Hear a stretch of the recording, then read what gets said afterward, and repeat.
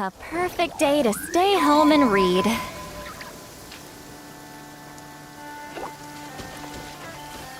Take me up!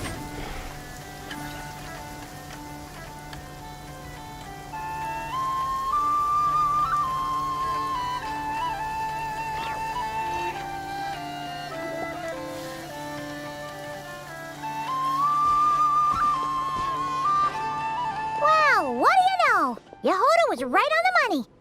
This Phantom really is your spaceship.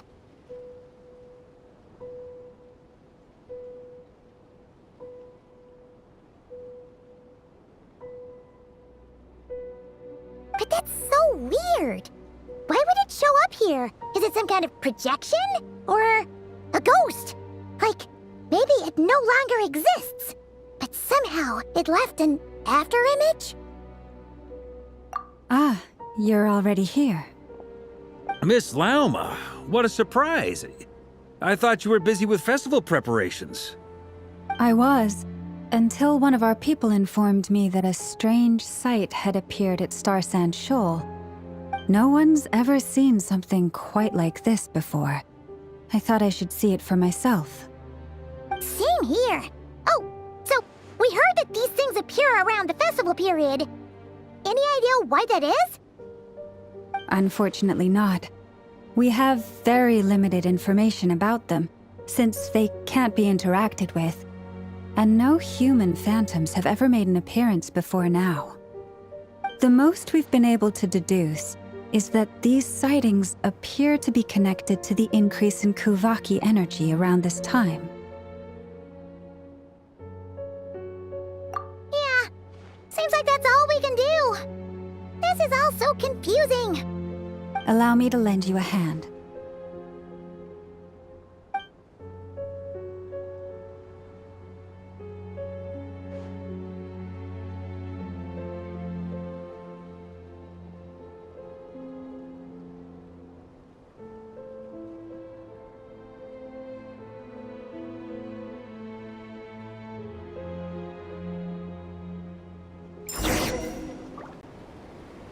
Everyone, our friend here should be able to provide us with some information. Is that a phantom Rhymehorn deer? I've heard about how the Frost Moon Scions live in harmony with the animals and can even communicate with them. That's coming in handy now, for sure. Okay. Yes, I understand. Then how about this?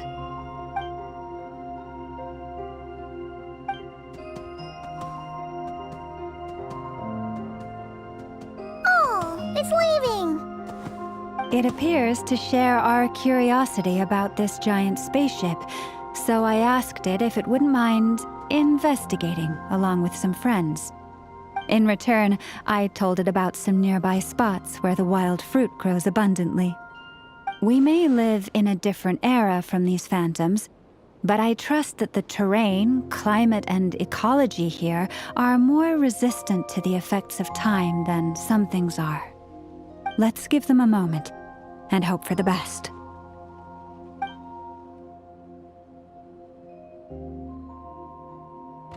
All back together?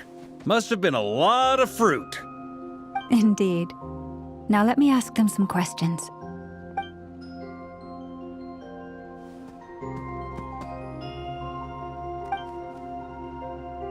It did find a lot of wild fruit, enough for them to feast for a long while.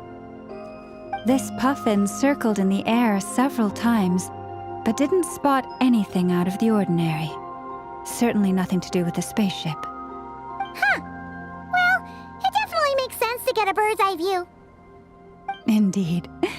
Other than that, I was also thinking that the world these phantoms see is also different from ours. Oh, I get what you mean. The wild fruit exist in both times and spaces, but there might also be things that only exist in that space-time, which we can't see.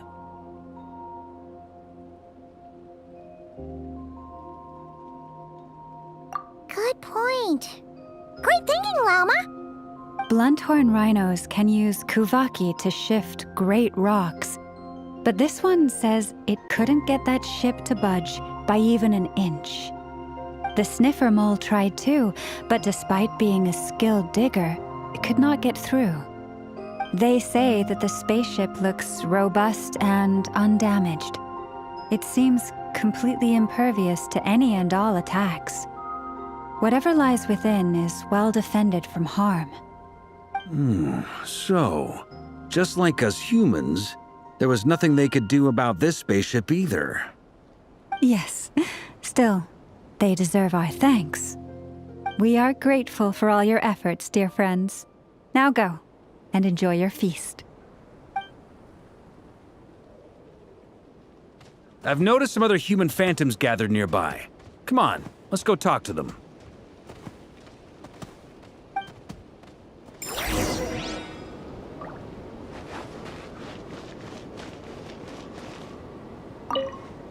Those illusions and those people.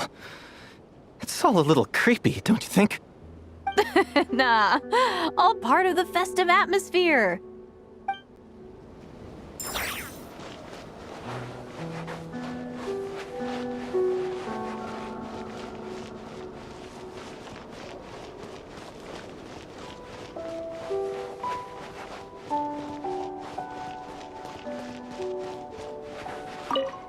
Have you ever seen anything like this? Nope. Never seen or heard anything this weird.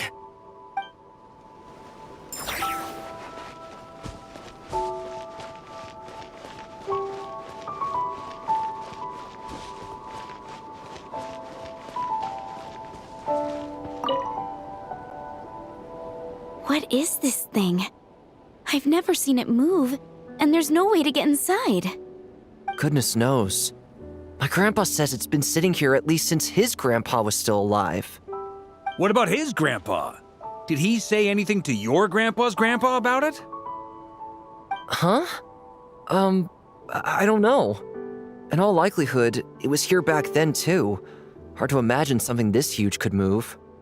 Guess that means that as far as they're concerned, this ship's been around a long time.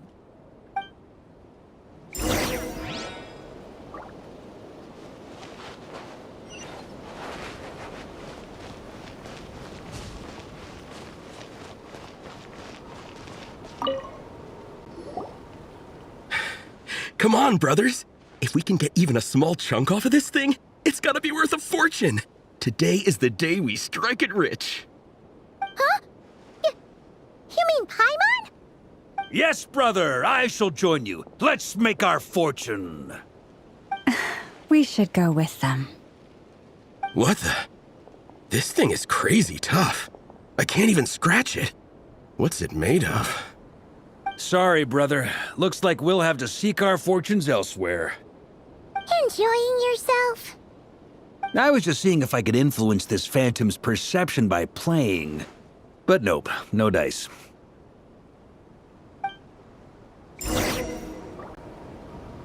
I'm sure we're all starting to build up an idea of what's going on here now that we've spoken to some of the people. These phantoms are reenacting real historical events in Nodcry. It's almost like we're in some kind of interactive stage play.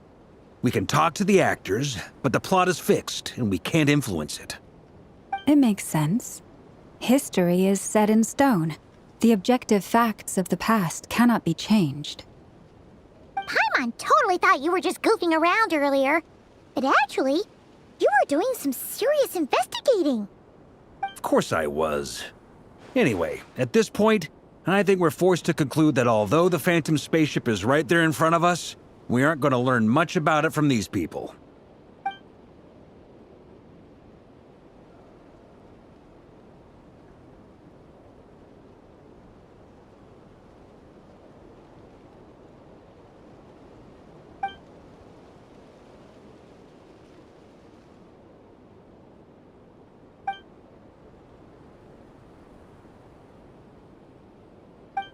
Don't be discouraged. If nothing else, this is proof of the ship's existence. And think about it. So many people tried to hack their way inside, but no one could get the door open. It's made of very tough material. To me, that says that we'll either find the ship itself or the story behind it. It's just a matter of time. Huh. Every now and then, when Varka gets serious, he actually does seem like Grandmaster material for once. I wonder how the others are doing. Let's head back for now. Sounds good. Also, drinks are on me if Team Knights of Favonius is the first to finish. Wait, we have a team name now? Am I in Team Knights of Favonius as well? You're very welcome to join. We've even got a cathedral ready for you. Isn't that technically blasphemy? You wouldn't dare make a joke like that if Barbados was in earshot. Nah, I'm sure Barbados doesn't mind a little harmless blasphemy once in a while.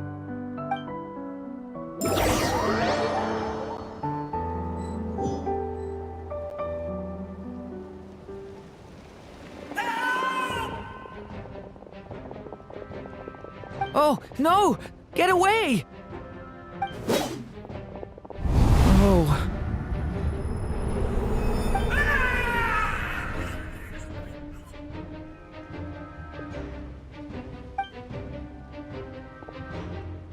I know it's hard to stomach, Mr. Duran. But as I'm sure you've noticed, there is nothing we can do to intervene in that which unfolds before us. But we have to at least try. And try you have. But are you aware of how many unsuccessful attempts you've made now? I wasn't keeping count. I'm afraid this is the 39th failure so far. Or the 5th if we're only counting this particular victim. There are no indications that these phantoms may be altered in any way. You seem to have calmed down a little. I'll make us a fire. You should rest and have some water. Feeling any better now, Mr. Duran? May I ask a few questions? Be my guest.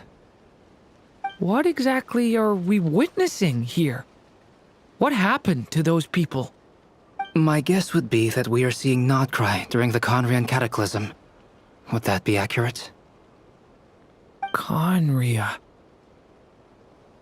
That is correct. As you know, once the Abyss senses even the tiniest crack, it floods in and spreads like wildfire. There was a time in the distant past when it permeated all of Nocturne, causing immeasurable harm. The people paid a terrible price to heal this land. Then, 500 years ago, the whole of Tevat suffered an abyssal disaster. Once more, Nocturne was dealt a devastating blow. I see. In the face of the abyssal onslaught, all were like grains of sand tossed around by a tidal wave. Be they human, fae, or god. The moment you witnessed is but one drop in a whole ocean of catastrophe. All right. I guess that answers my second question, too. I wanted to know why there's nothing I could do to help them, and that's because what we are seeing is history. That would be my guess as well. As I understand it, history and fate are not all that dissimilar. The latter may be unseen to us, but both are immutable. Yes. Fate was determined long, long ago.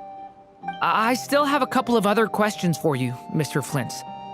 You mentioned more than one abyssal disaster that has struck this land in the past. How can you be sure that what we're seeing is from the Conrian incident? And also, how are you able to stay so calm when you're talking about these events? From everything I know about you, you're not cold or ruthless, and you're not indifferent to the suffering of others.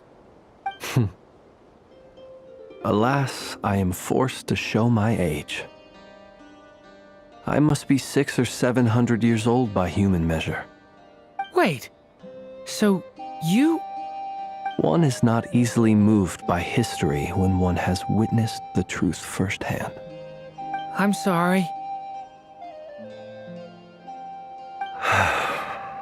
You needn't apologize. Your passion is a good thing to have. Treasure it, because someday you may find it in terribly short supply. Now, at the risk of offending you, I have a question in return. Your curiosity toward the abyss, is it born from hatred or because you sense its call? I only ask because I kept a fragment of Rerear's body in my lantern for a short time. Specifically, his heart. So I know what a burden it can be to carry the abyss with you. And I hear its power growling from somewhere within you. In my eyes, your mere existence is a miracle. My honest answer is... I don't know. I don't think I have the confidence to say for certain. What I will say is the abyss is not the only issue that haunts me. Even before I became who I am today, the question dogged me constantly. Should I even exist at all? My doubts remain unresolved. But when we fought Rerear, something became a little clearer to me. Sometimes it is the darkness within us that allows us to achieve the impossible. I certainly got the sense from your 39 attempts that you were trying to achieve the impossible. It sounds like you've resolved to see the truth for yourself. Absolutely. In that sense, he and I are quite similar. Then I wish you every success. I look forward to the day of your transcension. Well, if everyone's caught their breath, I suppose we should head back. Oh, and one last thing. I'd appreciate if you kept our discussion about history a secret.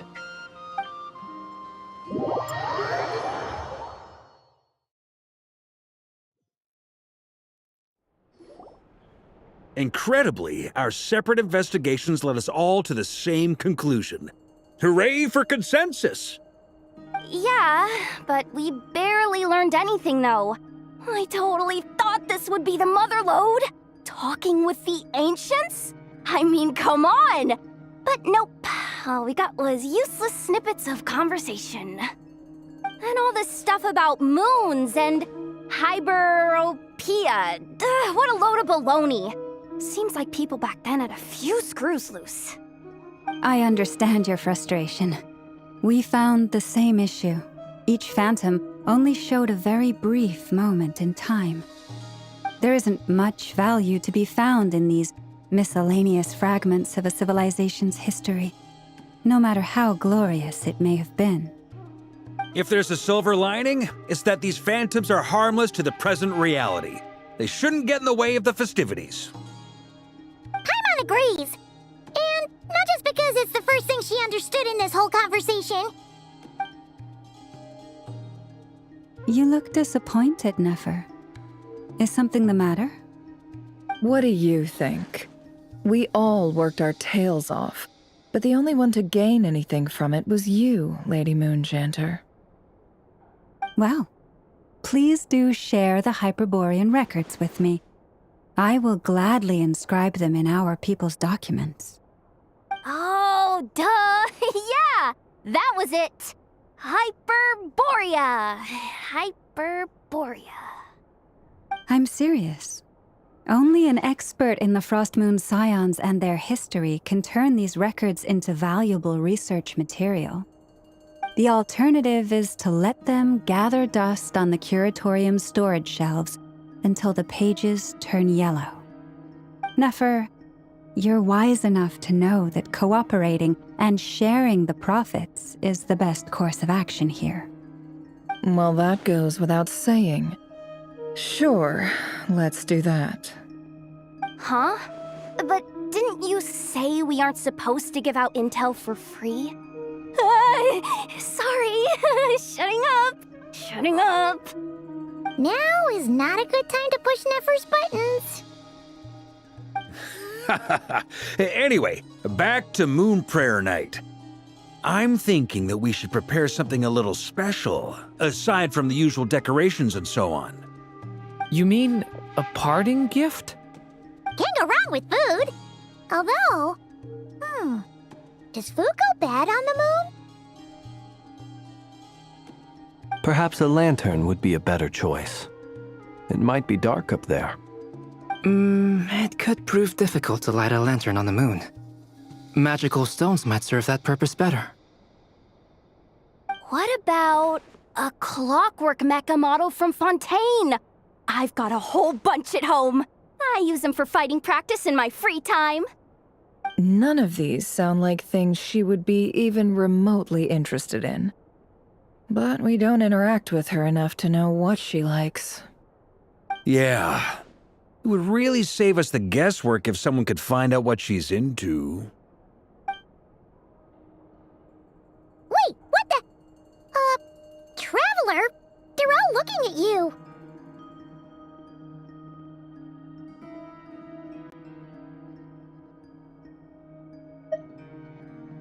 Great!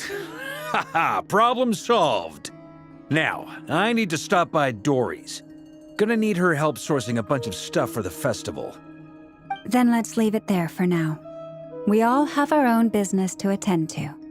Traveler, if you find out what Kutar likes, let us know right away.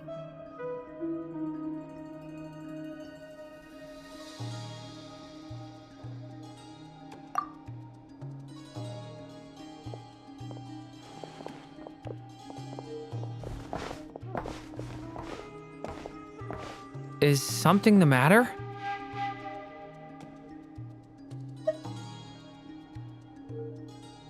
I'm fine. It's just... I'm still feeling a little rattled after witnessing the horrors of the Abyss. But it's okay. This is something I have to work through. I'll be all right. Thanks for your concern. Well, don't put too much pressure on yourself. If you ever feel like something's wrong, physically or mentally, we're here to talk.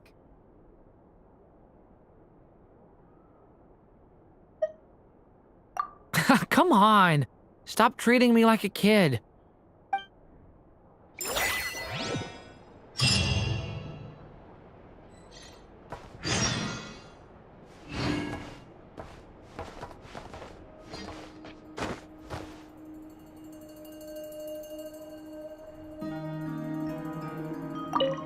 Which is why we need a lantern guaranteed to work on the moon. Yes, I have a few ideas, but the lantern itself is the easy part. The real issue is how little we know about the lunar environment. Wait, you two are serious about this? Let's just say I'm intrigued by the shining magical stones that Mr. Albedo has mentioned.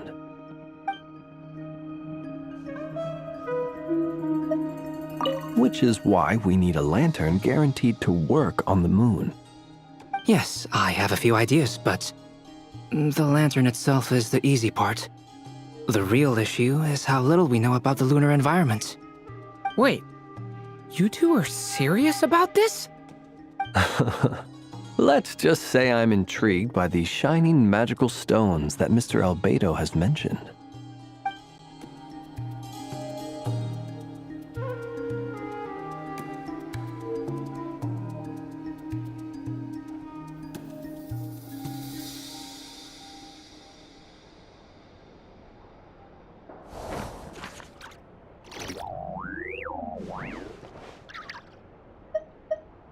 Which is why we need a lantern guaranteed to work on the moon.